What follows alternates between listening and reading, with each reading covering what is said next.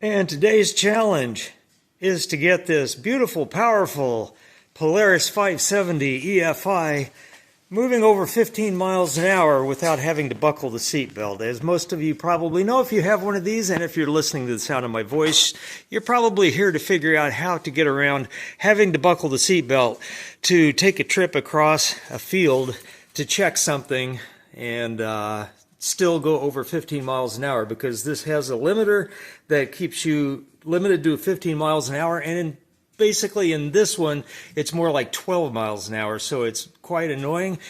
And the answer is very simple. You can buckle your seatbelt, that's always an option, or you can install one of these. These are available from a number of sources for really chump change, just a few bucks.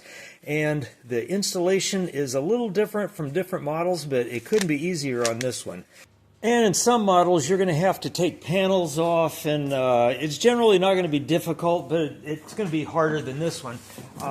This one, all you need to do is get the seat up and pull this plug out where you can get to it. Okay, and just so I don't have to go chasing this sometime in the future, if I ever want to put it back together the way it came out of the factory, I'm going to put a zip tie that's included with the little kit around the plug so it will hang on to this top portion. And then all you have to do is pop loose the bottom part of the clip,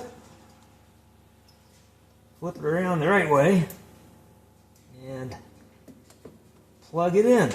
Okay, and then I would recommend going ahead and just push everything back through the hole. Okay. Okay, and now when I'm driving around the camp roads,